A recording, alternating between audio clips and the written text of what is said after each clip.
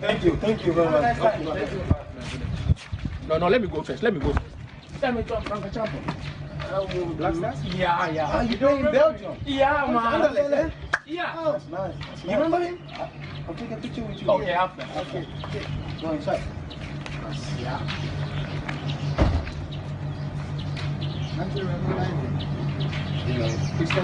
Who are you?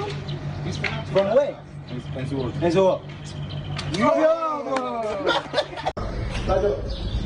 oh, hey, Cynthia Malia.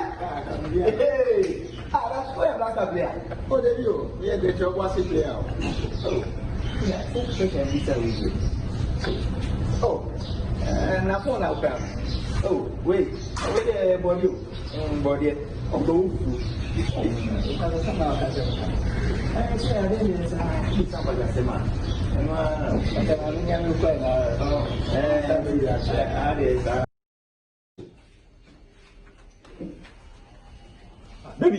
Baby, you do tina about. Tina. Ah, wada. Wada. You, your nightclub. It's our nightclub. Hey, you Java, over Casa. To us where? Who should you? Okay. Who should you? But I read my dear Bible.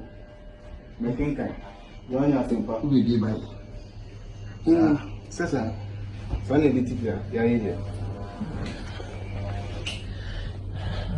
Na akwara wo ebisa asema usu TV na America. Okay. The biggest ever and first June-July Africa Cup of Nations gets underway today with 24 teams and the first time the tournament is being played in Europe's summer. So a first of many. The tournament is usually held in January and February, causing disputes with the European clubs who had to release players in the middle of the season. But in July 2017, you remember the Confederation of African Football decided the tournament would be played in June and July this year instead. It also increased the tournament from 16 to 24 teams, with the top 4 third-place teams from the 6 groups also going into the last 16. Egypt are hosting the Africa Cup of Nations for a 5th time. The Pharaohs are the most successful team in the tournament's history, winning 7 times. So what can I say? Welcome to a big conversation after our formal launch of our coverage of this year's Africa Cup of Nations. I've got 2 of my colleagues with Joy Sports who will be linking up also with Benedict, who is with the Black Stars team in Egypt right now. Let me say good morning to Oreku Ampofo and Redwan Ibrahim Asante, both with Joy Sports. Good morning, guys. Good morning. Well, I have to, yeah, call me MFA, that's fine. I have to take you to what we saw just before we came into the studio. We've been wondering how the relationship with Asamoah Gyan and the players and also the coach would be like. But with what we are seeing, all these videos going viral, looks like all is well, right? Yeah, and that's the perception that at least we do have here, because we're not in the camp, and so it's the little things that we see that we can use to make our judgment. But I think it's a good thing for the team, especially taking into consideration what happened prior to this tournament, the whole drama, including, you know, Dede Ayew, Asamoah Gyan, you know, retiring and coming back. It's been a lot in terms of that, and I think that it's a good way to conclude our preparations, to see that at least there are some smiles in the camp and the boys are gelling and having fun. So, you know, in football, motivation is very key, and I probably rate motivated players higher than any form of tactics. So it's good to go into a tournament highly motivated and, of course, happy and feeling free, and hopefully this can reflect in terms of the results for Ghana. Yeah, absolutely. Redwan, this is about the 4th tournament to be held in the country that was not initially supposed to, correct? Yes. Because Egypt wasn't supposed to be hosting this one. Yes, I think we had one in, the first one was when, was it South Africa was supposed to host, and then it went to another country, or it was Nigeria, one of them. Before that we had the South Africa emergency hosting after Libya, the trouble started in North Africa. Then there was the Ebola one in 2015 where Morocco were supposed to host, and then eventually there was a bit of a big rescue coming in from Equatorial Guinea at the last minute. They had to ship the likes of Evergreen from Spain to do patches, 11th hour, playing in Mongono, playing in Bata, you know, a small Equatorial country, you know, didn't know how to go about it, but they managed to pull it off in the end, and we saw the tournament taking place. So if my memory serves me right, I think it's correct, and it's nothing new. It will continue on the continent until until we have issues dealt with, and some of these issues are political. They are political and also economical. It's got nothing to do with football governance and administration, because if your country, there is instability in any African country, then it's just be unwise for CAF to go ahead and force the tournament. And like Morocco did, they said they didn't want to open their, you know, their doors to the rest of the world because of Ebola or the scare, and they were to some extent justified because there was no guarantee, you know, from other African countries that, you know, people who were going to come in were properly going to be quarantined and checked and given, you know, the approval that, hey, you are Ebola free to travel. And it could happen anyway in flights. You know, you know, we have plenitude of issues that we have to deal with on the continent. And for me, I think, you know, moving the Nations Cup in June, although I'm excited, but I think you don't like it? It was, you know, we have our peculiar problems. You know, we have issues like playing a one-off CAF Champions League final. We can't do that in Africa. You know, because if you are to bring a team like Enyimba and Wydad Casablanca to play the final in Accra, who is going to watch? You know, who is going to watch? I mean, how are fans going to travel from North Africa to West Africa? Even Nigeria, and how many fans, Enyimba fans, will travel from Nigeria, Aba, you know, to Accra to watch the game? I mean, there's a whole lot of transportation, not properly linked, you know, but in Europe, even if I don't go by, you know, plane, and it's relatively cheaper. If you want to go to Africa, you have to fly to Europe and connect to Africa.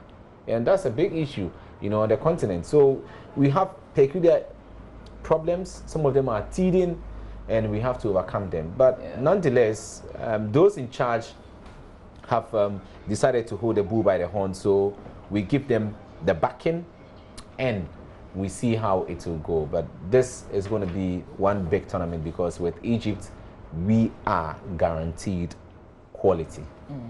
Let's say hello to, I don't know if it's morning, what's the time difference, but Benedict Owusu-Dankwa is joining us via Skype from, where exactly are you in Egypt, Benedict? Well, I'm in Ismailia. Okay, that's where the Black Stars are being hosted, correct? Exactly. Okay. Tell us how things are in the camp. We've seen the things that Asamoah and a few of the players have been up to. But is it just a show? I mean, is it just to tell us that all is well when really indeed all is not well inside that camp?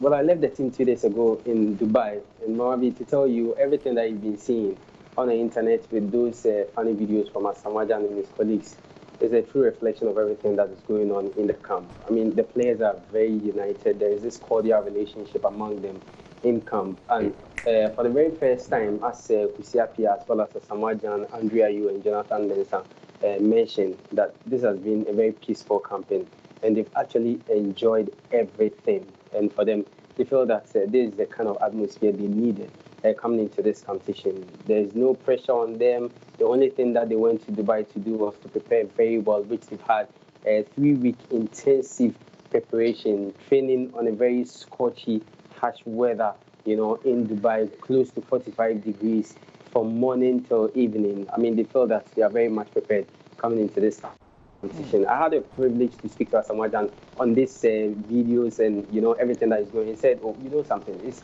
yes, we are very much focused. I mean, people shouldn't take it out of context. We are very much focused to get the job done. But, you know, we have to ease the pressure.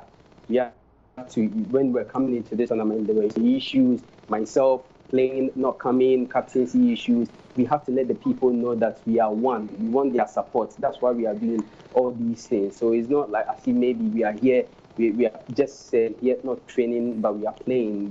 We are very serious, and people should just know that we are human beings. At times things happen and we just have to move on. We've moved on, and this is what we want to achieve. The collective aim is what we're all working towards, not me being the general captain, Andre, are you being the captain? We all have to support the team, and that's exactly why they've been doing all these things. Interesting, Benedict. Benedict, stay with us. You're very much a part of this conversation. But Oreku, we will probably see the VAR also being used for the first time in this tournament. Yeah, CAF decided not to use it in the group stages and move into the latter round, that's in the knockout round, which will see 16 teams participate, which I think that initially is a good idea not to use in the group stages, because what we've seen so far in the Women's World Cup and the under-21s and the under-20 tournaments going on is that the games always tend to stretch out a lot with the VAR, and I think that's one downside to a perfect system that we're supposed to attain with this VAR, because every slight issue there's a pause and the referee has to go down. Football is a game. But are we not used to that already? Because you expect it as part of it. Yeah, but it's a new addition to the football world, so it would take some time in terms of adjusting. And one new rule is how at first goalkeepers could steal yards of their line during penalty shootouts, and now with the VAR, which has a video to actually check the evidence, you get keepers faltering a lot and a lot of retake in the penalties. But initially, I think that the VAR is a fantastic idea because it promotes fairness, and everything has to be fair, especially in football. But the issue right now is how ready we are as a continent. And if you just look at a month ago, in the CAF Champions League final between Wydad and Esperance, what occurred, you do not want to see that in an African Cup of Nations, because that is the pinnacle of African football. Those are two different issues. Yeah, and I know there are two different issues. No, one, the VR working is another thing. The interpretation of the VR is another thing. In everything we talk, or irrespective of the arguments, the bottom line is that somebody takes a decision. There's a referee. Yeah. So, yeah, but this is the case that it wasn't working. But isn't that in this case isn't that different from? It wasn't working. Hawkeye came to explain why it didn't work. Before. Is there a possibility that we can see something like that happening with this? Because this is still continental football. No. What happened is that before kickoff, the two captains were informed that the VR was not going to be used, from what I gather. So there was a proviso before the final or before kickoff. So when it happens that way, you can't blame CAF too much. All you can blame them is that why didn't you get it to work? Because in the first leg it was used, and in this one it should have worked. But the production for the Nations Cup is huge, very, very huge, and we can't afford to miss out on some of these lapses. I don't think we compromise. No, I don't think so. It to be used, just that the controversy will come in, and somebody will have to look at the machine all over again and watch. At the end, if the referee says I didn't see, he didn't see or she didn't see. Yeah, I mean that controversy. Like you disagree with the referee or not? The FIFA Women's World Cup is a typical example where was it a game between Nigeria? Yes, their second game. Yes, it was Nigeria. Yeah. They wanted to see if Paranoise had a touch with the hand, and they had to watch over and over again. For about 5 minutes. Over and over again, and that's where I agree with Oreku that yes, it's going to slow the pace a little bit, and football is played. You see, when VR is used in tennis, what is the duration for a tennis match? 2-3 hours. Yeah. No. Well, it depends. It depends on. It depends. So you see, you can play until you get time. Cricket, there's no time duration. You can play until there are rounds or innings or bats. Then you say, okay, he's won the cricket game. So when reviews are used in those sports and you want to bring it into football, which is within a stipulated time, then there's an issue. But the mistakes were becoming too much or too many, and we didn't know how to cure some of them. So the best was that let's do a review. I'm thinking that a review should be for cases like handball situation, but this time around even like there's an article we're reading this morning that VR is punishing goalkeepers unfairly. because when the kick is going to be when the kicks are being taken, the goalkeepers are quick to come off their line. And it's a natural, you know, reaction when you can barely stand on the line and wait for the ball to be kicked. You know, but hey. Well, so when we get there, when it's finally used, if it is used at all, these controversies will come up. But am I reading that Egypt, Senegal, Ghana are considered favorites to perhaps win the tournament? How did Ghana get in there? Probably because of our pedigree and, you know, our history in, like, let's say the past 6 AFCONs. You know, despite not winning it, we still made a semi-final appearance in the past 6 Africa Cup of Nations. So of course you cannot take such a team for granted, and we do not always play the most beautiful football, but it's an efficient system which somehow manages to work. But I think one tournament that disregards anything like a favorites tag is the Africa Cup of Nations, and it's just one tournament that anything could possibly happen. You look at Zambia winning in 2012, no one gave them a chance. A year later, Nigeria, you look at the team they took there, no one gave them a chance. And it's always the case of the big names coming in, Morocco, Senegal, and, you know, they possess the star players, the form players, but they tend to always fall out, the likes of Algeria and all that. But from a hypothetical point of view, in a perfect world, of course, you would expect your Ivory Coast, Egypt, Morocco, you know, Tunisia, Ghana, Cameroon to be your headline favorites. But don't be too surprised if a team outside this 6 wins. Okay, Redwan, you agree? I don't know what index was used in measuring, you know, favorites. I don't know, but you know, anybody at all can pick. So who do you consider his favorites? Who do you consider? I normally will pick my favorites on the tournament because, with experience, I've realized that camping star players at one place for a number of days, the reaction of the players is different. There are some players, their recovery is slow. You know, when you play at club level, you play on a Sunday and you wait to play another Sunday.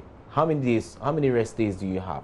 You are with your family, you don't sleep early, you can sleep very, very late. But you know, with camping or at tournaments, everything is regimented. You are controlled, even your attire, you don't get to eat what you want to eat to some extent. You know, there are some rituals you don't get to do, and I'm not talking about rituals, I mean anything. I mean, yes, anything. There are some rituals, there are some players, after the game, they like to spend some time at a nightclub. A tournament, that's what would de-stress them. Okay. Some would like to watch pornography. Some would like to do all sort of things. You know, players are funny. Their reaction to things are very, very funny. That's how come Algeria can have 100% record in the qualifiers. Go to the World Cup. They have all the big name players who are playing in the stellar European leagues and still will exit the tournament at the end of the first round. And then a country like Guinea will progress not having the big name players on the continent. So, you know, somebody sits and say, we are picking Ghana because they have Michael Essien, Stephen Appiah, because at the time they were playing in the top flights. And nobody will give Zambia a dog's chance. And then Nigeria will come in with very, very relatively unknown players, and then they go ahead. Look at Burkina Faso. In the 2013 final, we shouldn't forget that Burkina Faso went to the final and played against Nigeria. And it was that long goes by Mba that gave Nigeria the trophy. Burkina could have won it with what players? With what? Even Nkrumah was not there. They had, what's the name? Ariste Bansi. You know, they were playing with Charles and Kabori, you know, and co in the game. They didn't even have, you know, their big name players of yesteryears. So being favorites, yes, fine. Maybe somebody sits down and say, Ghana, Algeria, and Algeria are favorites, Morocco are favorites because Morocco have profited from a lot of, some of them, Faisal Fajr, who are playing consistently at club level, you know, in Europe and in the big leagues. Yeah. When you are in the big leagues, then we see your players to be of high pedigree. So with that said, who would be your? No, I'm still. Pick? See, now the Nations Cup has it could changed. be any. You know why it's difficult now to predict? Because now you have players coming all over, and the first time it will be played in European summer, some Europe-based players have come back to the continent and are playing, you know, for adopted countries or countries of let me ask Benedict, because Benedict, you've been in Egypt for, I think, maybe 2 days now.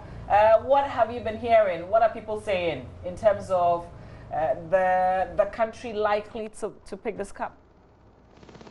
Well, the Egyptians are not even sure whether their team can, win this tournament because they feel the only star player in their team is Mohamed Salah. And if you take Mohamed Salah out of the team, they don't really have a team. But in terms of other countries that people have been talking about, Morocco is one that runs through, and even where I am, almost everybody that I see here that get to know that I'm from Ghana tells me that they feel Ghana or Senegal. I asked them why. He says because you have Andrea, you have Asamoah Gyan, you have Thomas Partey, you have some of the big name players on the continent. But that's Redwan rightly intimated. I mean, things have changed. It used not to be the way it used to be. Previously, you talk about, I remember the last Africa Cup of Nations, I mean, we were spot on in terms of our prediction of the team or country that was going to win, if not for anything at all. Maybe you can look at Egypt winning the 2008 tournament in Ghana because then they had a very, very good team. And then winning the 2010 edition in Angola. Ghana had relatively a very young squad. We took to Angola. We managed the finals. I mean, since then, it's been about teams winning the tournament, not star players. We saw how Zambia won it in 2012. We saw how Nigeria won it when they didn't have the best of players. You can even look at Cameroon winning the last edition of the tournament. See how they did it. I mean, they did it in a grand style when most of their players, you can talk of Matip, Choupo-Moting, all these players deserted the team, but still they went ahead and won it. So normally it's not really about the players, but it's about who is able to put together a team that excels. It's a tournament. It's a 3-week, almost 4-week tournament. It's what you do that matters. It's not about the players that you are bringing. It's not about the star names that you have. Senegal could have all the top players. Morocco could have all the players. Ziyech playing in the UEFA Champions League with Ajax, but still they will come to the tournament and will not do anything. So I think normally it's got to do with a team play, not individual players. And I think that I on that basis I'm unable to predict who win. But from a Ghanaian perspective, of course, I want the Black You're supporting Ghana. Benedict, we will talk about the vibe and the supports back home. But where you are, tell us, do you see Ghanaians who are openly supporting the Black Stars or who are in town to support the Black Stars? Do you feel the support there? All right, so Ismaili is a very small town. It's less than 1 million population. So very hardly would you see Ghanaians here. But when you go to Cairo, there are lots of Ghanaians in Cairo. And I had the opportunity to speak to one of the guys that works at the Ghana embassy here in Egypt. That's the last year. And he told me that they've been able to mobilize some Ghanaians that, they will be here to welcome the team. As I mentioned earlier, the team will arrive here. That's 2 o'clock Egypt's time. That will be 12 in Ghana. So they will mobilize a few Ghanaians in Cairo and bring them here to welcome the team. So in terms of support, I want to believe that on Tuesday, when we play our first game, we'll get a lot more Ghanaians in the stadium to support the team. Plus, the other Ghanaians that will be flying from Ghana. Okay, Benedict, I'll come back to you on the opening because we know it opens today. I've heard Femi Kuti performing, but you would tell us what we should expect. But back in here, do you feel the vibes like on the streets of Accra? Are people making noise in Kumasi and other parts of the country? Are we even interested in AFCON 2019? Unfortunately not, and it's just from what I've seen. And I was speaking in relative terms as to 6, 7, 8 years ago. Ghana in 2010, you would see taxi drivers with the Ghanaian flags all around, people playing Ghanaian songs, and we usually have a theme song for every tournament. Usually a tree song. This year I've not heard anything like that playing. So in terms of the culture for football, it declined a little and probably plummeted more than expected due to what has happened, with the whole administration stuff and Ghana football. But it's just how Ghanaians are, and I think that speaking from the temperament of Ghanaians, I think that they're a bit reactionary. And as the Black Stars start to perform well, all of a sudden interest would pick up. And if we do get to the quarterfinals, semifinals, then you will start to feel the vibe and say, hey, who knows, we could probably win it this year. Okay. Red One? I think we are aware the Nations Cup is starting Everybody has seen it. I mean, it's dominated. The backlash even of the photo, the group photo on social media alone, forced the FA to delete the pictures on their official Twitter handle. So it tells you that, yes, people are interested and people are passing comments about, the photo shoot and the graphic design, which they feel was very, very shambolic, to be very, very, mild. On the team. Just hang in there. Derek, can you pull out the photo shoots, this picture that Red One is referring to, so we can show it to everybody else? So it's a talk of town, and or the talk in town now. People are talking about the AFCON.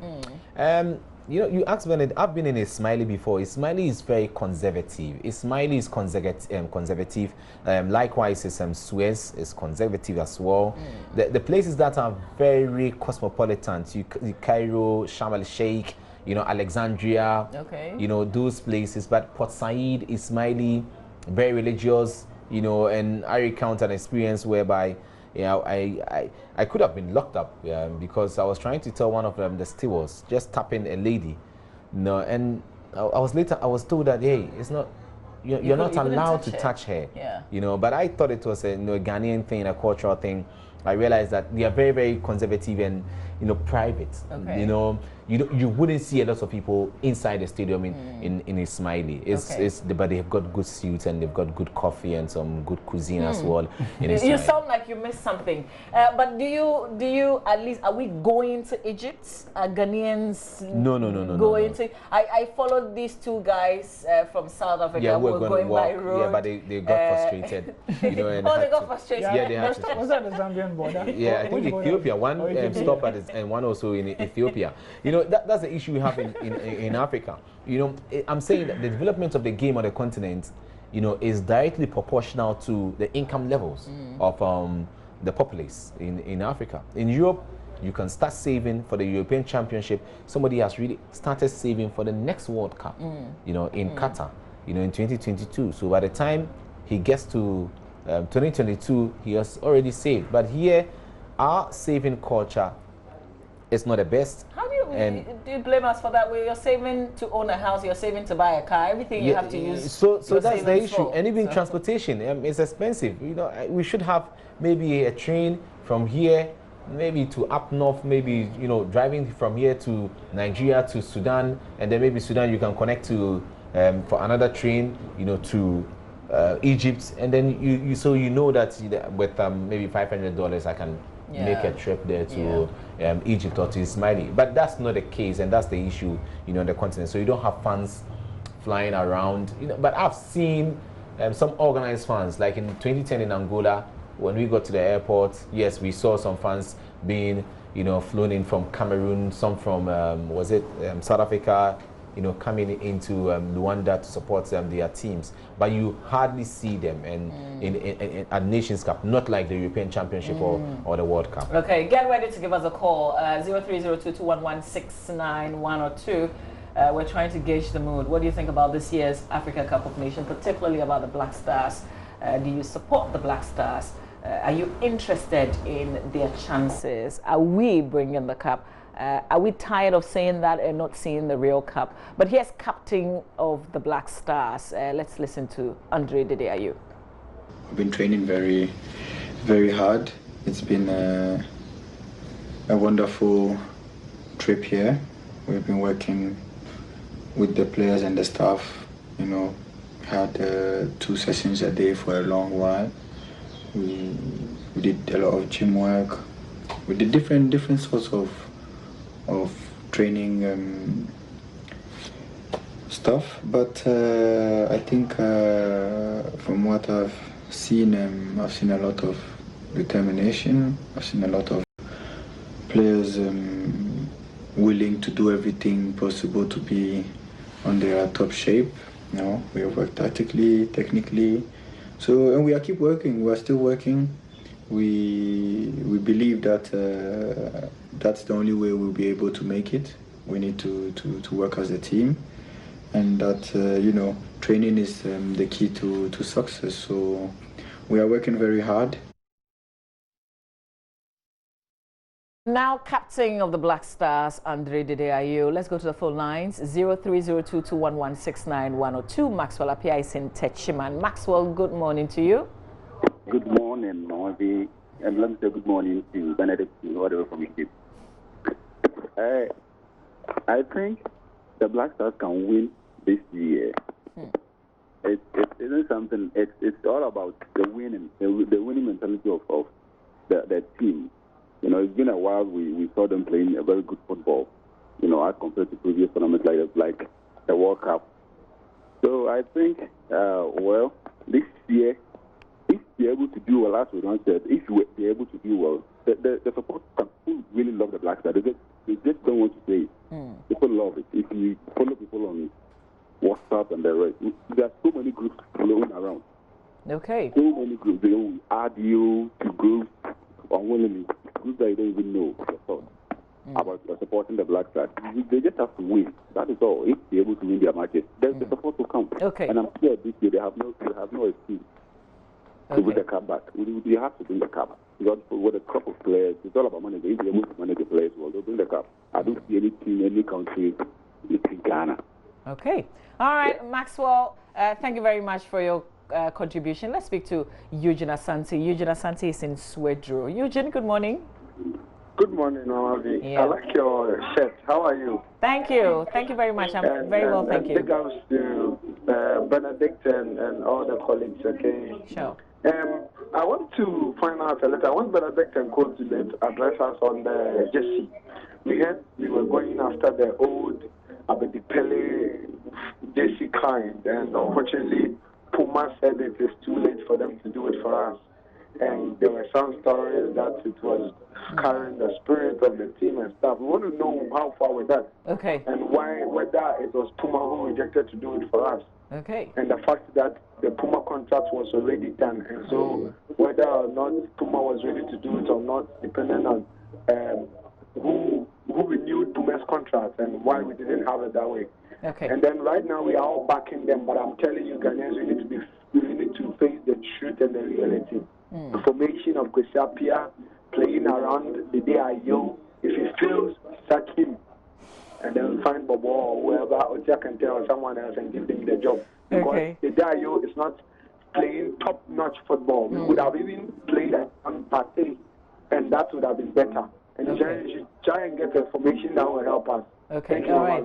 Thank you. Thank you very much. Guys, take notes of that jersey question, the clarification that he seeks. Let's speak to Shaibu Amidu Nobuase. Good morning, Shaibu. Hello, good morning. Hello. Okay, looks like we lost Shaibu. Shaibu, rather. Apologies. And that will be it for the phone calls, at least, or unless we can take one last call. Any clarifications on the jerseys? Things go around. Have we had issues? No. I think there was. You're supposed to get a new design. The new design, but normally what they do is the designs are done the previous year, to the World Cup, because you just can't design in the tournament. Year. So when they qualify, qualification is sealed the previous year going into. So that's what Puma did. Puma decided to design our set of jerseys way back, and I don't think Puma has released any new set of jerseys for any of the African teams playing, at the tournament. So everybody's playing with what they designed for last year. Okay. So that's what they're going to do. Okay. All right. Let's speak to Solomon. Solomon is in Obuasi. Solomon Odro, good morning. Good morning. Yes, sir. Thanks for calling. Let's hear you. My version is, I don't think the Ghana Black Stars are favorite. Okay. Because the problem that came with Asamoah Gyan, I think he's aged. He should give chance to the fresh limbs. They are smarter and sharper, like Giseli said. So I don't think they can go far. Okay. Because indirectly there's politics in this tournament, as far as the Black Stars is concerned. Okay. All right. So maybe they need to wait for another time. Okay. All right. Thank you very much, Solomon. Solomon talks about Asamoah Gyan, but he's the highest scoring international at this year's AFCON. Or these are like past records. I don't know whether we sometimes involved in emotional debates and we lose sight of the fact that we have to talk statistics. when we are assessing players or doing an appraisal of a player's outputs for the national team. Asamoah Gyan is Jekyll and Hyde. You can say that. He blows winter and summer sometimes.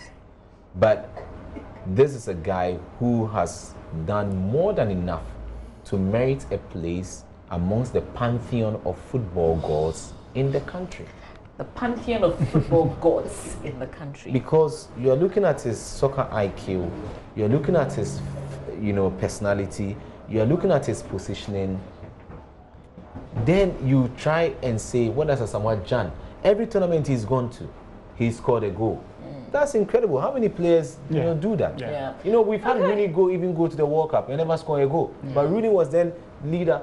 Asamoah Gyan has got every World Cup he's gone. He scored a goal. 3 World Cups. Let's wrap up. So that is settled. Let's wrap up with Benedict. Benedict, let me give you the last say on this.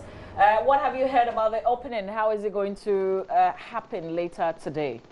Benedict? Well, before I even talk about the opening, someone was talking about the jersey, which Ridwan also answered. So you see the jersey that we used for the qualifiers. So that's the same jerseys they are going to use, the set of red jerseys and the white jerseys. I asked and I was told that those jerseys were designed for the World Cup. And, unfortunately, we couldn't make the World Cup. So people would think that last 2 years was a different jersey. Why are we still using the same jersey? So that's the explanation. We are still going to use the white jerseys we've seen the team wear for their qualifiers, as well as the red that we've seen them wear. And in terms of the opening, I was privileged to, watch some of the rehearsal when I went for my accreditation at the Cairo International Stadium. And we should expect something amazing, something very wonderful, colorful, because the setup is great. And in terms of the, everything that they're going to exhibit in terms of the Egyptian culture and AFCON culture will be very rich. I don't know if you had the opportunity to see the things that they did during the draw. You're going to have something similar, but this time they will take it a top-notch higher. Okay. It will be very amazing and it will be very great, so people should watch out. And, of course, we should also expect that big game between Egypt and Zimbabwe. All right. Benedict, thank you very much. Benedict is in Egypt. He'll be reporting for us. Femi Kuti, I understand, will also be performing. Guys, Oreku, tell us what we should expect in terms of our own coverage today.